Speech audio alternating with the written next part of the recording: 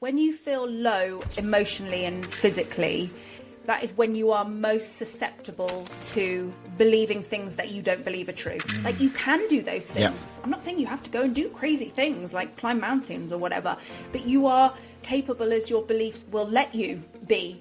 And so why not change that? Like, why not, instead of, oh yeah, but I couldn't do that. Says who?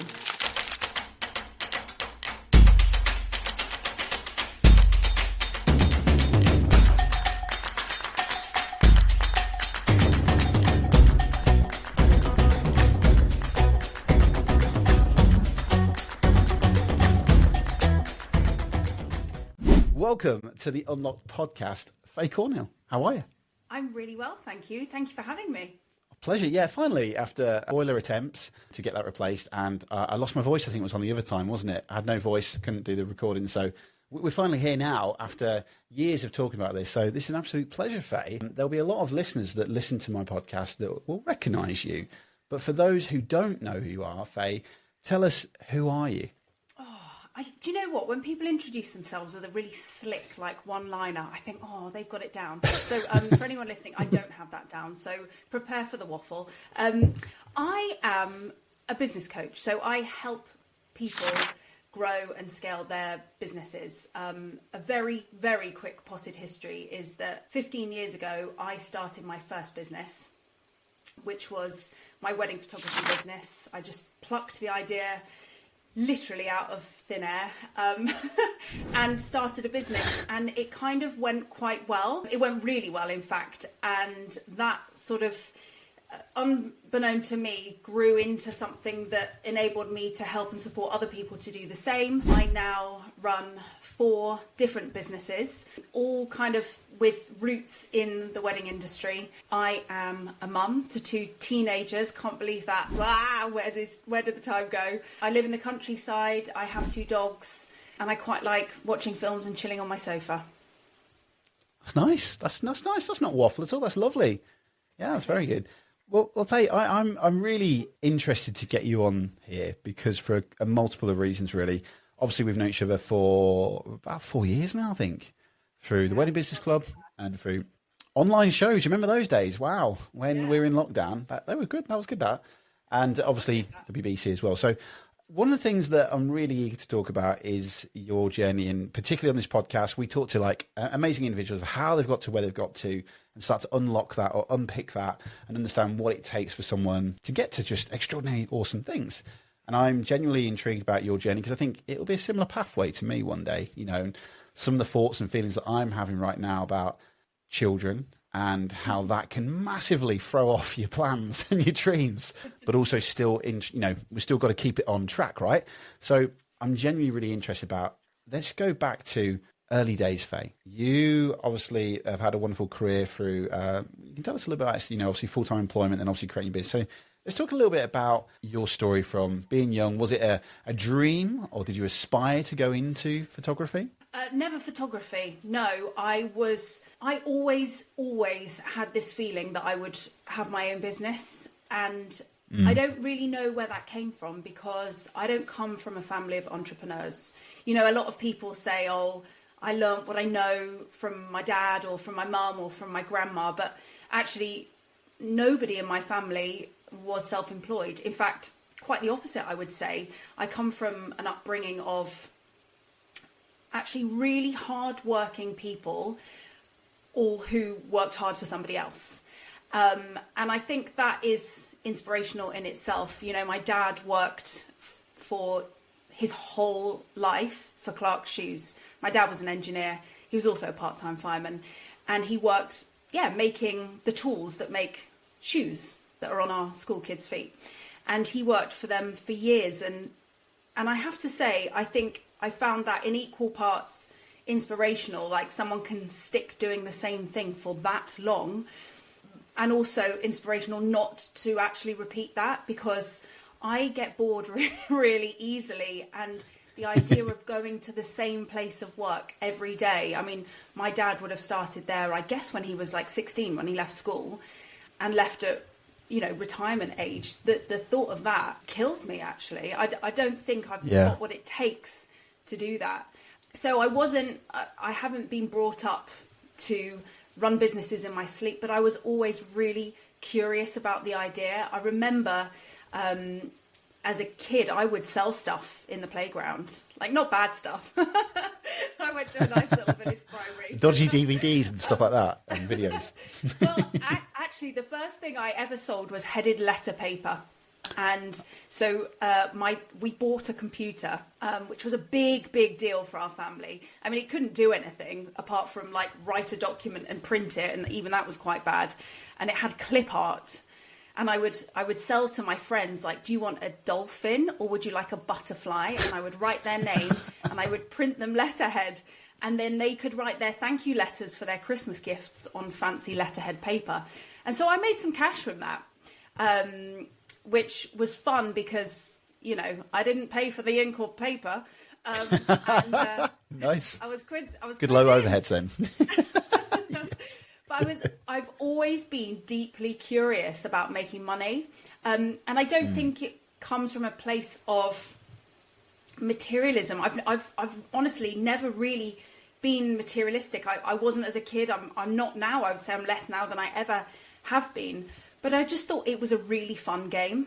I thought it was really fun. And, you know, I grew up in a West Country, like very normal place to grow up, a very normal upbringing where people worked hard for their money and you went on your week holiday in the summer.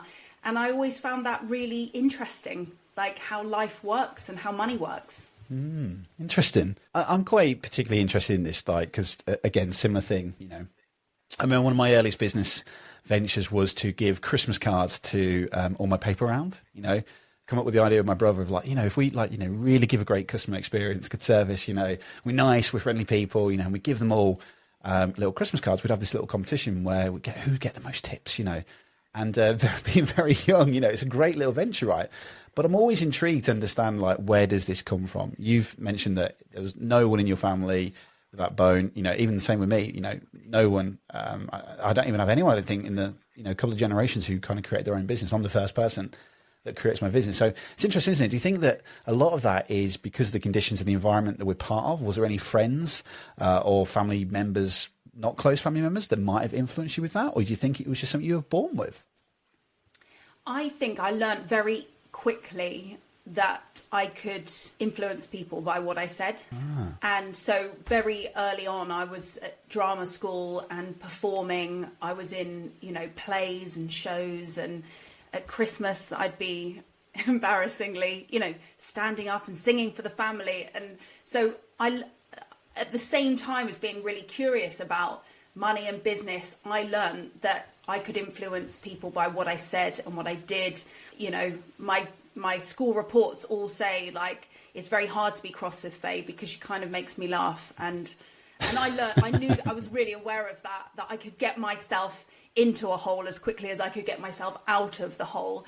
And so I think it was almost like being rewarded for that particular skill that I was honing as a child. Like, you know, the saying, the gift of the gab, that's what my grandparents and my parents would have said about me at a young age. And I just enjoy conversations. I enjoy speaking to people. You know, I worked in the corporate world for long enough to know that I didn't want to work in it any longer.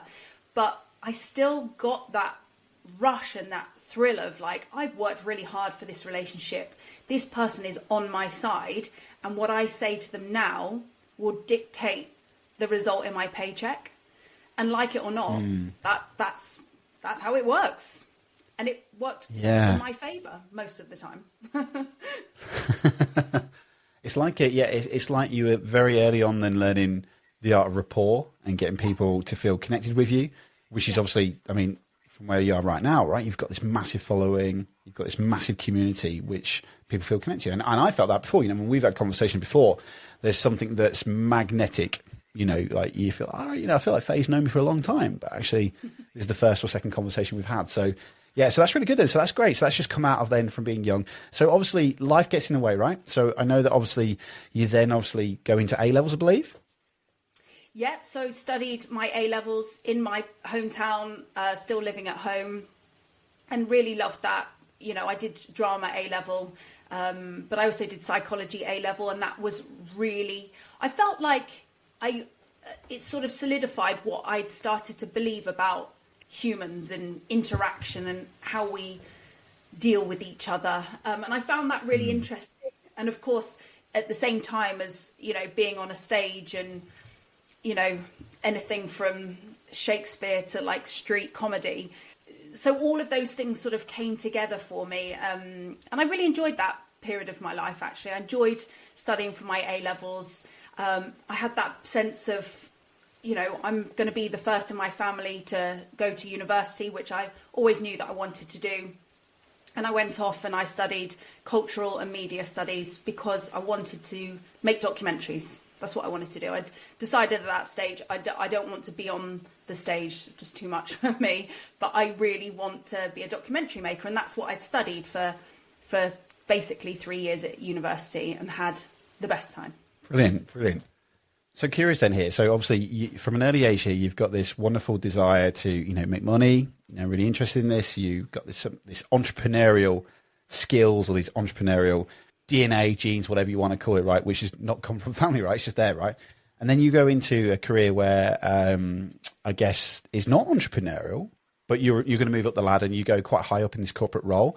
You then obviously go through this period where you're then going to go, you obviously have children, and then something changes along that way where you then obviously start to then create your own business again. So tell me a little bit about this period between where you're in a corporate job, which we've all been there. I know we've had the similar experience. Tell me about your experience of this corporate environment and then what led you to then eventually going, hey, you know what? I don't want to do this anymore. I want to be my own boss. I want to create my own business. Tell me about that. Well, I knew from day one that the corporate dream, as it were, was my second choice. I graduated from university and I got offered my dream job at the BBC. Like, oh my gosh, this is the one, like amazing. This is going to be great. But the money was appalling. The money did not cover the train ticket to get into London. And I had to make this really horrible, difficult decision where I felt basically I'm giving up on this thing that I want to do because I'm ambitious and I don't want to live like a pauper to say that I got the dream job. And the two things were just not going together for me. So I had to say no to the job, the 11 grand offer. My train ticket, for context, would have been 12 grand. Great. Jeez Christ. And so I took the first job that came my way, which was a sales job. I worked for a Japanese tech company. I don't speak Japanese. And took this highly technical sales job, the only woman at the time that worked there. And I just remember this like, oh, okay, well, this is it then, isn't it? Because I've done my little fun thing of like dreaming of doing fun stuff and like making documentaries. But now, like, this is where I have to make the money and I want to make the money. And it was a great offer. It was a great salary, brilliant career prospects. And I thought, well, this is just how it goes. And that is how it went for a bit.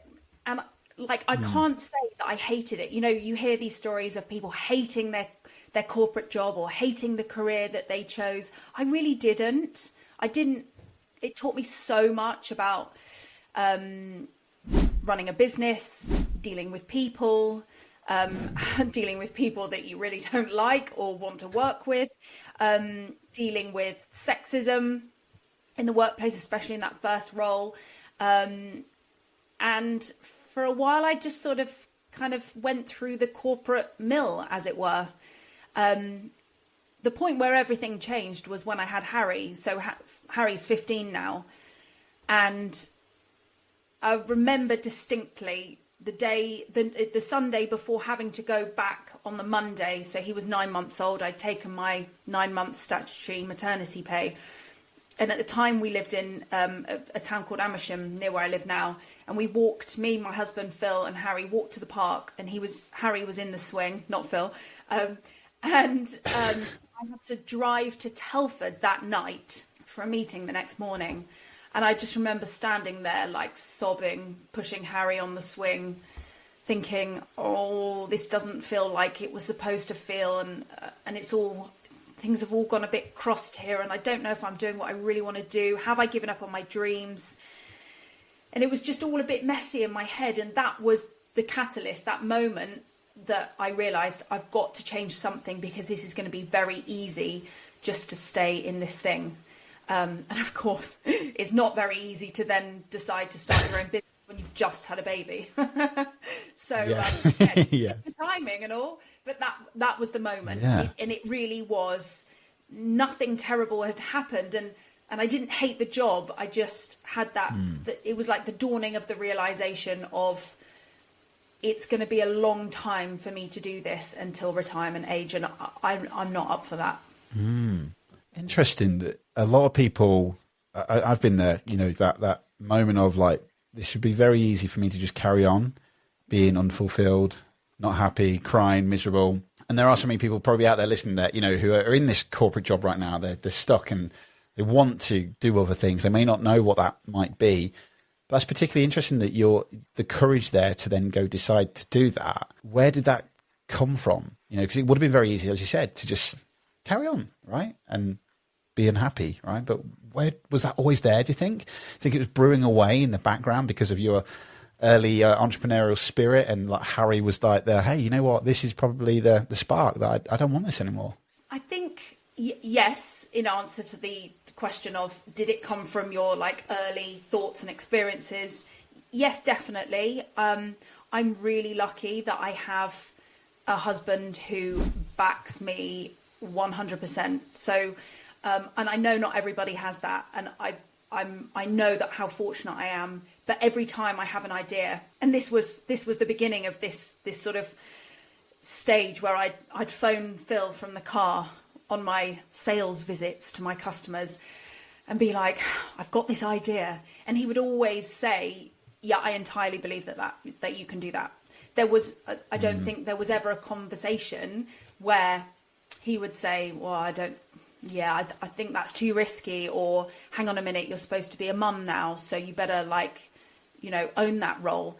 There was always the answer, always, and always has been since, yeah, you can absolutely do that. And I have come up with some very crazy stuff, and he's always gone, yeah, if anyone's going to do it, it would be you. And I think having that voice, whether it's a friend, a partner, a parent, whoever, a business coach, to say, I believe that you can do that, I think is huge. And I think it's a huge block for a lot of people, because if you don't, you believe what you hear, you believe your internal voice, you believe the voices around you. If you surround yourself with people who are saying, I totally believe that's possible for you, you believe it. And if you're surrounded by people who are saying, oh, hang on a minute, no, you're a mum now, had you not better step into that stereotypical role? Maybe you should go part-time. Maybe actually you should be spending your time with your baby, because these times are precious, blah, blah, blah. You start to believe that narrative.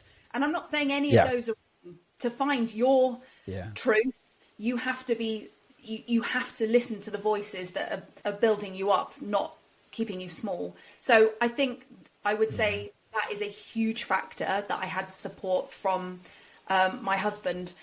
And I guess the icing on the cake is that I'm not somebody who's going to follow suit. I do for a bit, and then I'm like, nah. Just Yes. because everyone else is saying that, I don't believe that. And I've always been a highly curious person. So if I can do something, my natural state, and this isn't always a good thing, but my natural state is to go, well, hang on a minute, if I've done that, what else could I do? Yeah, it's kind of like the what ifs, isn't it? Yeah. Yeah. So interestingly then, Faye, so I wasn't prepared for this, right? Because this is now, we're going to go off on a bit of a tangent here, which I'm loving this. So totally get this, right? Oh, geez. So resonate with this wholly, right? There are things that I do in my business in multiple different strands, and I feel like that now. So I'm going to go off on a bit of a waffle. I've not really prepared this myself, right? So, but I know there'll be people out there listening, right? When you become a parent, it just knocks out, right? Completely, right? Completely things are challenging, right? I'm going to be really useful with my language, right? That things could be, I could do with a few more solutions in life, right? Rather than say it's really hard, right? They're really hard and tiring, especially when your 2.5-year-old has sleep progression right now and is waking up at 2 a.m. and then 4 a.m. and then 6 a.m. And you're like, I don't even know what day it is anymore, Faye, right? But anyway, I felt that, right? So it feels, and hopefully I'm not going to like, upset any parents or anything like that. But I felt like that where I can feel like, and I'm totally entrepreneurial, right? I've got these massive ideas, sometimes I've got people like, great, same thing. I've got a great, wife who, reinforces what I do. And sometimes I've got so many ideas, right? But I do feel as a parent, and I don't know if any parents feel like this out there, and you probably felt that as well, is that there's like this pull of like society going, come over here, Ricky, come enjoy this normality. It's like, and I've had to really like go, what, and you start questioning yourself because you think, is this right? That I feel this. And what I mean by that is that routine, you need routine, right? As a child, right? You've got to have things that happen like nursery and all the stuff like that. Now, I believe that life isn't dictated by social media, society, what my parents have done. I believe we'll get to make a choice, right? So in January, right? January is the blues, right? Oh, God, January's so crap. Everyone moans about it. I don't believe in that. I believe I get to make a choice, right? It's not dictated by the weather. It's not dictated by what's going on. I get to choose. So me and my wife and at the time she was 2 and 3 months old, 2 years and 3 months, we're like, let's go Europe. Let's just go on a train. Let's do something fun, right? And everyone was like, oh, don't do it, Ricky. Don't do it. Oh, it's just like, a holiday in the UK. There's no point. You're just going to be stressed out. I thought, no, I'm going to do it. And what I'm saying here is that, and I was very fortunate to do that, right? I appreciate that what I do in my business, I was allowed to do that and had some great time. But there just feels like this constant pulling back to, it'd be very easy for me to just give up everything, to not do these things and just go into the parent mode and to do just day to day. I don't want to upset anyone listening, but it's the unfulfillment. And what I mean by this, I'm trying, hopefully I'm explaining this in any sense. I have stood there, even yesterday, pushing Alma on the swing, and my mind is racing about these wonderful things that I'm doing. And you feel like sometimes like, oh, it'd be very easy for me to just not think about these ideas and just go work in Summerfield, or, well, Summerfield doesn't exist anymore, does it? Gateways, the old days, Tesco's and stuff like that. And it's hard. And I think that beliefs start changing when you become a parent. And I'm very curious to hear, like, with particularly your beliefs, because that is hard, right? It's hard having a 9-month-old. It's hard having a 2.5-year-old to start continuing to do dreams and start continuing to run my business bigger and growing and scaling even further. There'll be people out there listening now who will have that. They're either in a full-time job, probably got a wedding business on the side, and they've also got a child as well. And you're kind of like torn between. It's really difficult. So I don't know if that kind of resonates with anything, Faye, of what I kind of said there. Yeah. And I think, like, your life is your own pick and mix, isn't it? Like, if you like a heavier dose of the pear drops, then like put more pear drops in the bag. Like, it really is as simple as that. That's a nice metaphor, that, yeah.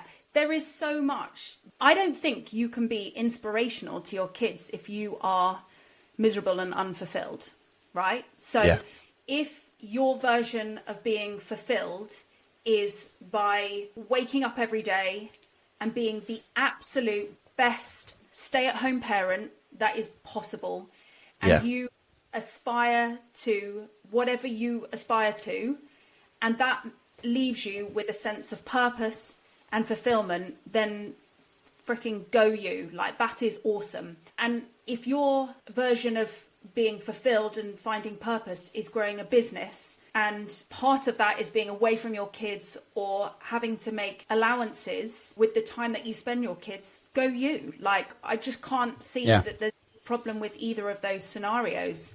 Like, because somebody on social media is saying, like, and listen, Ricky, I had friends, and I've got a close friend who said to me, I just can't see the point of having children if all you're thinking about is growing your business. And that's a close friend, somebody who I love and I've grown up with. And, oh, yes, like a blade in the eyeball. But also, I'm not going to get my knickers in a twist about that, because that's her belief and she is entitled to that belief. And actually, she's an incredible mum who enjoyed, like, spending every moment with her kids. And that led her to leading a very fulfilled life. That's not for me. And like, I can't fake that. And hopefully one day, when my kids are older and they will look back, hopefully they'll say, do you know what? It's really cool. Like what my mum did. She grew businesses. She made sacrifices because she believed that it was possible for her to do that. And her legacy is this. And I don't want that legacy to be like my trust fund. Well, like my kids don't have trust funds, but like, do you know what I mean? Hopefully the legacy is that my mum and my dad taught us that like we can do crazy things and we don't have to listen to standards and norms, and we can make that up for ourselves. I personally didn't have that, oh God, I became a parent and I lost my soul, because I didn't allow that to happen. Like, you know, I actually find it really frustrating. And like people say it to me all the time, oh, I'd love to be part of your like wedding. I'd love to come to your wedding business club event, but it's a 2-hour drive. Or like, I'd love to be with you, but blah, blah, blah, blah, blah. And I'm like, okay, well, you're making a choice there. Like you're making a choice to decide something is not for you. And that is fine if it's not for you, but like, don't blame society for that. You are making a choice to think that something is too much. You're listening to the wrong people. You're spending your time with, you know, negative Nancys who are going to change the way you think and believe. And like, that's just not for me. Yeah, totally. Oh, so yeah, I mean, you probably explained that in a lot better way than I did. I was just going, wow, you are so right. Because it's true. Yeah, it's absolutely true, right? And, you know, and just, let's just recap so I don't piss off everyone on this podcast. If that is something, as you've just said there, Faye, that is, people are out there that are very happy to be, I'm absolutely salute you. I salute what you do. You know, I'm not dissing anyone here.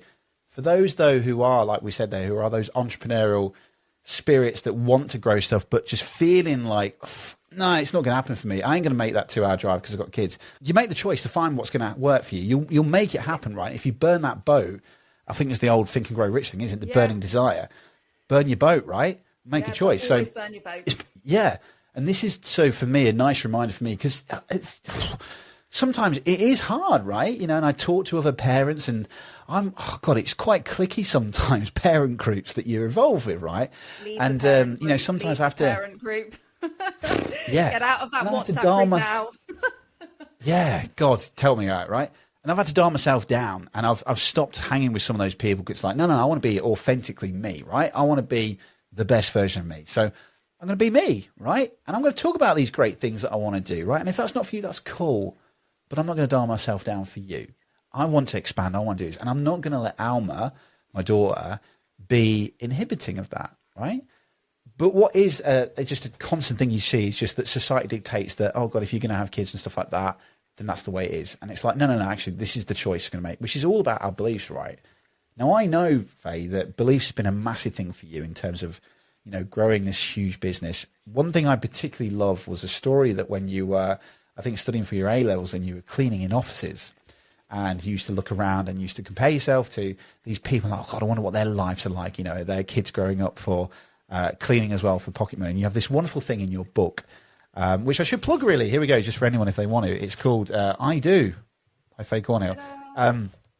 I love this thing, which is, I strongly believe that if you want to change the fruits, you have. I'm going to read that again because my words came out. Here we go. I strongly believe that if you want to change the fruits, you have to change the roots.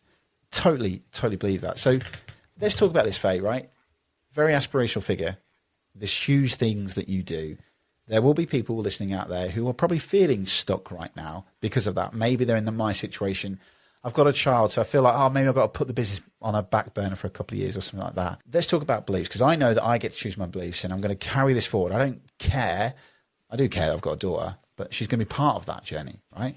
But for anyone out there who might think, God, yeah, I'd love to do all these things that you do, Faye or Ricky, like, but it just can't happen, right? That negative word, can't, right?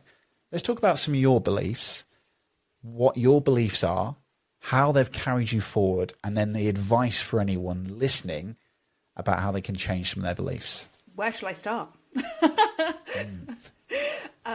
Well, I guess here's a question then for you. Maybe we break it down to one. Okay. Make it really easy. What is the one belief or behaviour that's positively impacted your life and brought you to where you are now?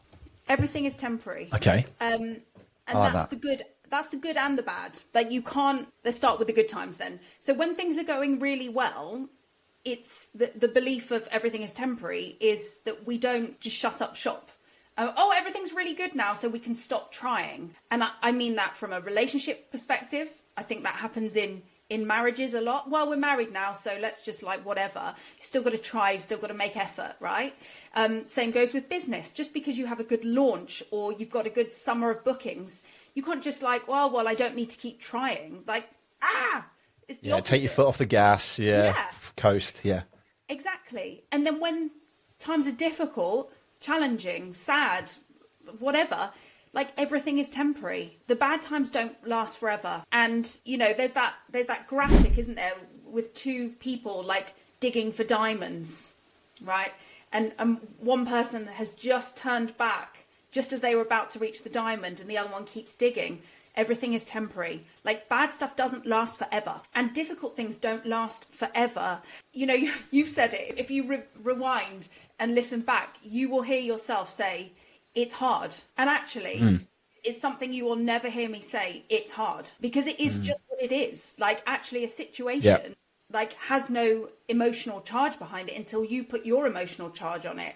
Now, if you're stepping into a situation with it's hard or it's easy, probably you're going to be disappointed at some point. Whereas if you step into a situation with everything is temporary, you're just in a much more powerful place to then actually to be able to take action, either from a really bad place or a really positive place. And I just think it's much more realistic. It's really good to teach kids. Like, things are hard.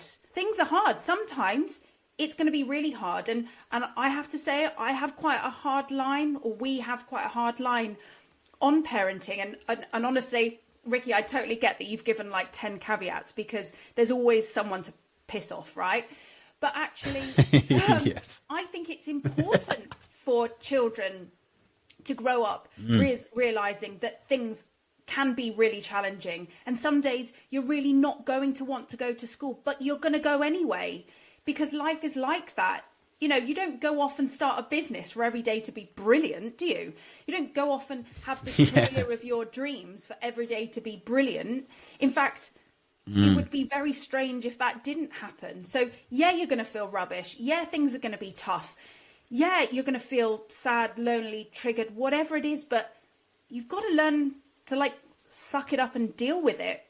And of course, I'm not talking about huge complex issues where people genuinely need to go and seek help. That's a different podcast. That's a different conversation. I'm talking about the days where you just feel a bit crummy. And honestly, first world problems, this, isn't it? It's like, oh God, my business deal didn't go ahead. Yeah. You get up and you get on with it. And I think there's a correlation between that attitude and like how you feel and how that translates in the working world, like sick days and your state of mind going into situations. There's not a magic potion. Like, I'm all up for drinking the Kool-Aid, but there's not like a magic potion that means that you're immune to things being tough. It's it's tough and I'm going to do it anyway. Yeah. Do you know what? Jesus Christ, like, Faye, this has become like a counselling session for me because I'm absolutely like just going, yeah, great. You're absolutely you're so right. Yeah, because I have been feeling the pinch, right, lady? Excuse my French, right? I'm going to swear. Right? Do it. It has been, it's been fun. It's been interesting. That's the phrase I'm going to go for, right? Because it is, right? And I know people out there will be listening going, Ricky, you've got nothing, mate. 2.5. You wait till they're teenagers, right? Oh, okay, cool. I hate that now. I hate that though, Ricky. I find that not a good way to help and serve people. Is like, wait till whatever. Because like everyone is living what they're living in that moment. Like, and listen, I didn't mean for you to be like, I'm not going to describe it as hard, because some days it really is. And you're like, this is really hard. But that's not pulling my hair out. Yeah. It's not a full sentence, is it? No, like, that's right. Yes. It is hard. It's just something that happened in the day. Yeah. Exactly. Yeah. Exactly. You're absolutely right. Yeah. And it's that thing again, isn't it? When people say you wait till you get a teenager, right? Cool. I'll experience it myself. Cool. You will. I'm not going to be dictated by what your version is. Right.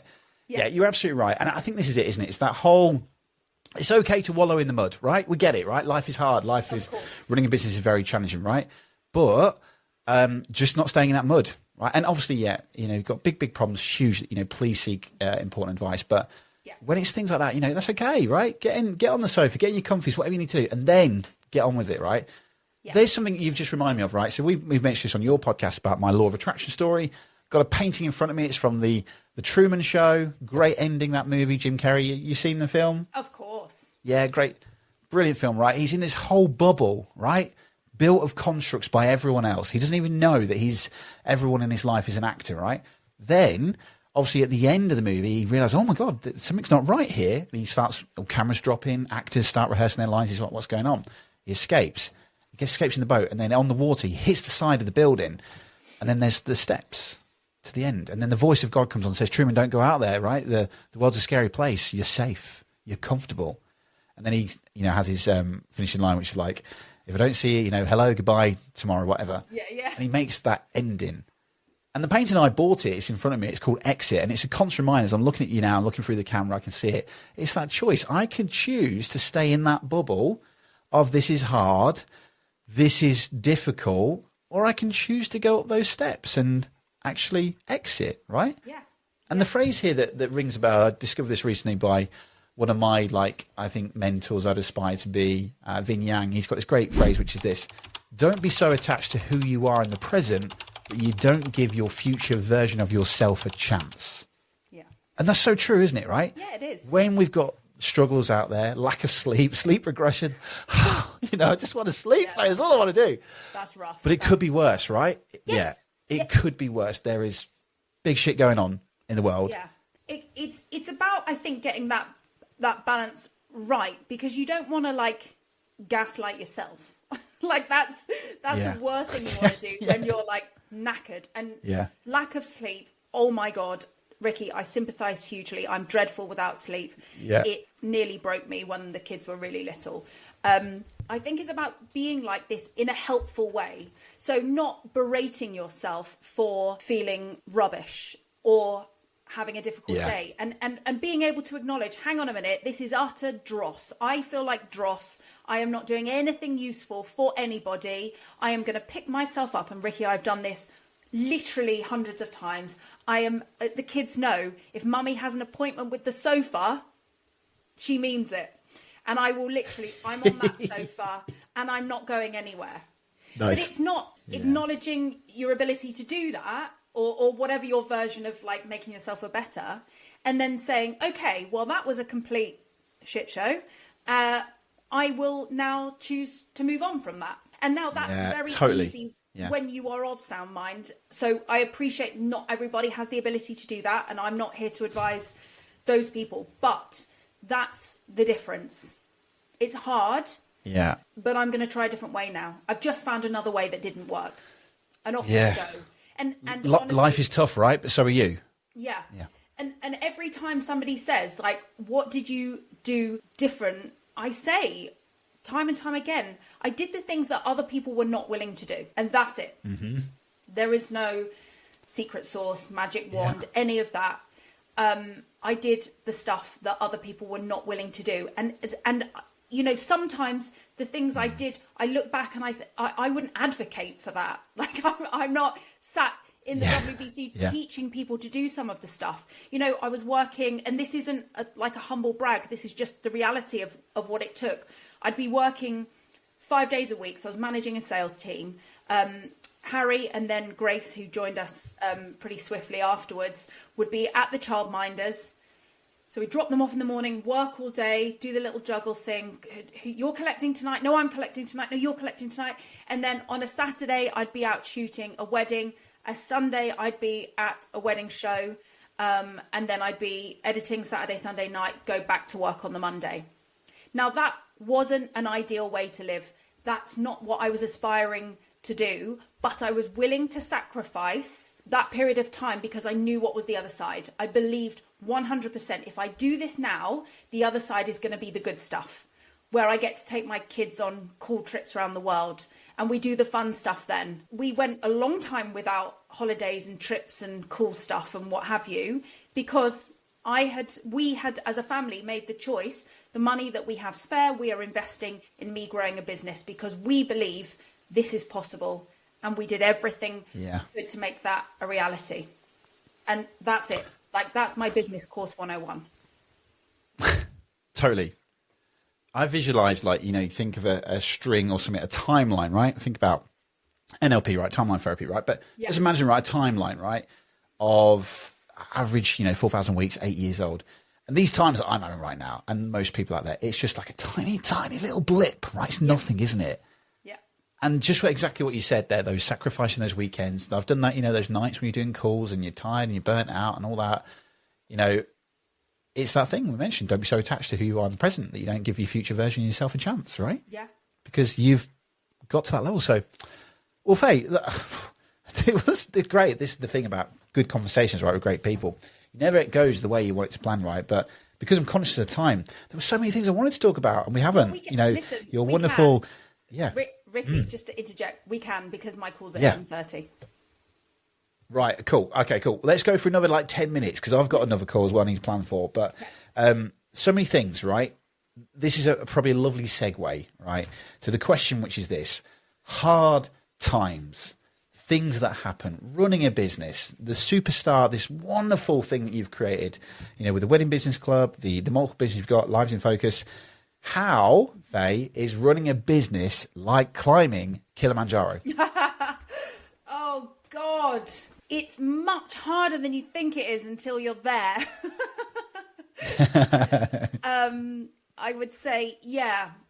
You know, you can look at pictures. I should probably say, for context, really, for anyone not knowing, tell us a little bit about Kilimanjaro and what happened. Yeah. Why you did it. So, yes, in 2022, me, my husband and my 2 kids, so at the time they were 11 and 12, climbed Kilimanjaro, which is Africa's highest mountain. It's in Tanzania.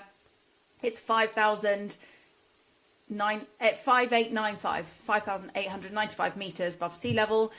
And it takes a long time. We did 8 days up, 2 days down.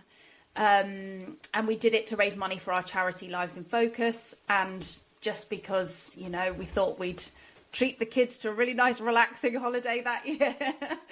And yeah, it was brilliant. It was really brilliant. And honestly, I'm choosing to have my fondest memories. And when I think back on the trip, I remind myself of all the amazing parts, but it wasn't without tough times. Harry got really sick with altitude sickness, and that really, really was hard to deal with because he's a kid and it's not nice, and you are constantly juggling that sort of, am I a bad parent? Which I think actually, Ricky, comes back to everything you were saying, because I'm not sure it's like the fear of judgment. I think it's guilt, actually, that makes us feel this way. And I had moments, which is like such an ironic, like you're on Africa's highest mountain, like in this highly privileged situation to be there. And I'm like, I feel like a bad mother. So your brain falls out. I feel like a bad mum bringing the kids here, when actually, like, I am far from a bad mother, taking my kids on a trip of a lifetime that will teach them invaluable life lessons that will prepare them for so many things in life. And I don't mind bigging myself up about that, because I think what they are left with is the attitude that they can do really tough things. Yeah, totally. You're so right. It's just echoing, isn't it? Again, what we were talking about. You know, my great friend Bev Holden, she has this lovely thing. She came on the podcast and she talked about the only rules that exist are the ones that we create are ourselves. Yeah, damn. It's the same thing, isn't it? Right? You could choose to say, "Oh no, I'm not a good mum. You know, I shouldn't be doing this. They should be in school or should be doing this thing." But actually, who creates those rules, right? Who puts them? It's ourselves, right? So actually, the benefits of them and the inspirational things that they can go off and do, and I mean, there'll be so many things. Not on the grand scale as Kilimanjaro, but I climbed Machu Picchu, which was like a 4-day trek, so slightly smaller. Amazing. But that wonderful 4 days for the skills and the belonging. You know, we had people from Australia, Canada, Europe, America, England. It was just me and my wife from England. But what an amazing experience that if I'd have just sat on a beach or sat at home, would not have created the wonderful stories, lessons, belonging, So I totally, I doff my cap off, right, to you, Faye, because I think that's absolutely a wonderful thing. Yeah. Tell us about this experience, because, sorry. No, sorry. I was just going to say, I think that's something we normalized as a family really early on was, but why shouldn't we do that thing? Or like, says who? We say that a lot. Oh, we can't do that. Says who? Who is it? The police that say we can't do it? Like, we're not going to actually break the law. But like, who says you can't do something? We had previously climbed Snowdon. So Grace was 6 when we climbed Snowdon. And I know lots of kids have climbed Snowdon, but she was little. And, on the way up, people were like, wow, how old are you? Like, that's amazing. And she would not accept any help on the way up. I think she would have if she really needed it. But she was like, no, I am doing this on my own. And she was so hardline on that. Like, no, Phil kept saying, do you want Daddy to carry you for a little bit? No, I'm going to do this on my own. And she did it on her own. Wow. And she has never forgotten that. She was the youngest person on Kilimanjaro when we were there. She doesn't forget that. Yeah. And, Harry, bless him, through all of the... I mean, if anyone's actually interested, we made a documentary. It's on YouTube, so you can just Google YouTube. We'll put a link in the show notes for that. Nice. Yeah. And he went through absolute hell, and he was not going back. There was just... like every part of his body would have wanted to go back. He was so poorly. But he said, I kept imagining the picture at the top. Like, you don't do it for the picture at the top, but you also do it for the picture at the top. Yeah. I knew how I'd feel when I got there.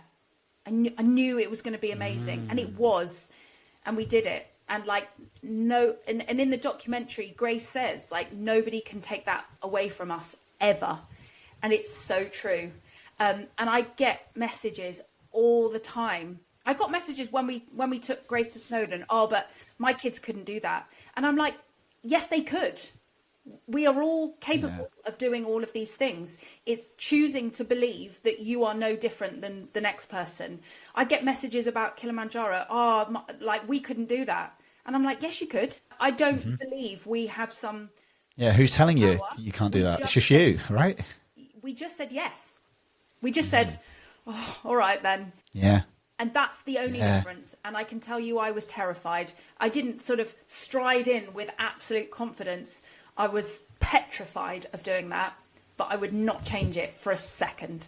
Absolutely. Here's an interesting thing then. So many things to unpick there, right? I love that phrase. I knew how I'd feel when I got there. It's something that we should all be saying, isn't it? Whatever aspirations we're after, goals, for any business owners out there listening, or the WBC listening, whatever they're going, that constant visualization of feeling of how you're going to feel once you get to that goal. I mean, that's what we're striving for. I love that. And I love that. Says who. Great words, right? 2 words. Says who. Love that. I think I might even print that out and stick that on the front of my door. So every time I leave the house, says who. I love that. Good. Great. Faye, so I know, obviously, I've watched the documentary. It's fantastic. We'll put a link in the show notes. Really emotional. Because obviously now as a parent as well, you feel that, but also that sense of adventure, courage, the wonderful thing that you're doing for raising money as well. And I know there were some real tough times up there and some real low points. So from the low points, what lessons did you learn from the lowest point of, and I don't mean lowest point of hiking, when it was really tough. What was your lesson that you learned? Yeah, altitude sickness. What was the lesson you learned from your lowest point climbing up there? I think a couple of things. When you feel low emotionally and physically, that is when you are most susceptible to believing things that you don't believe are true. So there's a bit on summit night, which, to be honest, was hell on earth at the time. And there's this bit where I'm crying on camera, and at that stage I felt like the whole world was going to judge me for going on this trip. And because I still had like a thing in my head, we're going to have to take Harry back, and then we're going to have to go home and say to everybody who sponsored us like so generously, I'm really sorry we didn't make it. And then I would have to open myself up to the feedback of, well, it was a silly idea anyway. And I didn't once think that until summit night, when things got really hard. Like every bloody muscle in your whole body hurts, your head hurts, your heart is like hurting, your feet hurt. I lost 4 toenails. Like I'm in a state. And it was then that I'd obviously like open the floodgates for starting to believe things that weren't true. And because I was conscious of that, and because I've done a lot of mindset work, I could do something about it. And I could be like, actually, no, they're not my thoughts. They're not my thoughts. They might be my fears, but they're not my thoughts. And I don't believe they're true. And so I could do something about like putting them back where they came from as such. So I think I can see when you are physically and mentally low, you are very susceptible to negativity. And on the flip side of that, I learned that when you think you have reached your limit, you are nowhere near. We are incredibly capable beings, physically, mentally, emotionally. We are, as far as we know, the most developed beings, and we are so much more capable than we give ourselves credit for. And it pains me actually to think that, like, I'm not saying everyone should go and climb Killy, like do it if it inspires you, like that's awesome, but I appreciate it's not for everyone. But like people are playing small and choosing to be like, oh no, but I couldn't do that. And it's utter rot. Like it makes no sense, because like you can do those things. Yeah. I'm not saying you have to go and do crazy things like climb mountains or whatever, but you are capable as your beliefs will let you be. And so why not change that? Like, why not, instead of, oh yeah, but I couldn't do that. Says who? So yeah, I think says they're who? The two things I learned. I think we need to get this. I think we need to get that on a t-shirt. Says who? Yeah. Wow. So 2 things there popped into my mind there. I was like, I don't know if you saw, I was like scrolling on my desk for, where is that thing I've got? So 2 things. One is obviously one of my messages that I mentioned at the WBC, which is the Marianne Williamson quote. You know, one of our greatest fears is not that we're inadequate. Our greatest fear is that we're powerful beyond measure. It is our light, not our darkness, that most frightens us. We ask ourselves, who am I to be bold, brilliant, fabulous, talented, gorgeous? Actually, who are you not to be? Your playing small does not serve the world. And you mentioned about your thoughts there. This is weird, isn't it, how the world works, right? But this has been on my desk. Good friend of mine, NLP practitioner who taught me my NLP, Skills van der Varga, she sent me this postcard. And there's a lovely little quote on here from Frank Outlaw, which is, watch your thoughts, they become words. Watch your words, they become actions. Watch your actions, they become habits. Watch your habits, they become character. Watch your character, for it becomes your destiny. So true. And if you'd have let those thoughts at that time start dictating, then, yeah, you would have come down. So well done for you for powering through that. So, Faye, this has been absolutely incredible. There was so much stuff. I'm going to wrap up because I need to prepare for my meeting soon. But, Faye, you know, you are this constantly aspirational figure. I've watched your journey through the last 4 years. I remember when I first got in touch, you went, hey, I've been doing the Tribe course with Stu McLaren, and then your name popped up and my friend Harriet knows you. And I was like, yeah, cool, you know. And then obviously got in touch with you and all that. So to watch it grow and grow, I think is it 493 members now, the WBC? Yeah, north of that, over 500, yeah. Over 500, oh, fantastic. So for any wedding business owners that's listening and wants to grow their business, we'll put a link in the show notes. Highly recommend what Faye does in the community. Faye, based on what we've talked about, I always leave a final question for the guests, which is, what do you want our listeners to go away, what do you want our listeners to go think and feel based on this story? Oh, I guess I would like to go away and think about that thing that they've been telling themselves wasn't possible, or who are they to imagine themselves doing that crazy thing, and just give it a bit more airtime. If the message they are telling themselves or they're hearing from people around them is they're not good enough, young enough, old enough, experienced enough, whatever enough, just ask yourself, says who? And then you get to choose. Love it. You listen to that person or that narrative or that stereotype, and then go take some action, because it all starts with saying yes. Yeah. Says yes. Yeah, it says who. Yeah. Brilliant. Love that. Well, Faye, thank you so much. Thank you for coming on to the Unlock podcast. If people want to connect with you, we'll obviously put some links in the show notes, but what's the best way for people to find you? Instagram's my usual haunt, so you can find me at Faye Cornhill, Faye with an E. Come and say hi. Let me know. It's always nice. You listen, you record podcasts, and it's actually nice to hear people's feedback. So either way, if you love it or you hate it, send me a message. I'd love to hear from you. Brilliant. Thank you, Faye. Thanks for coming on the Unlock podcast. Thank you for having me.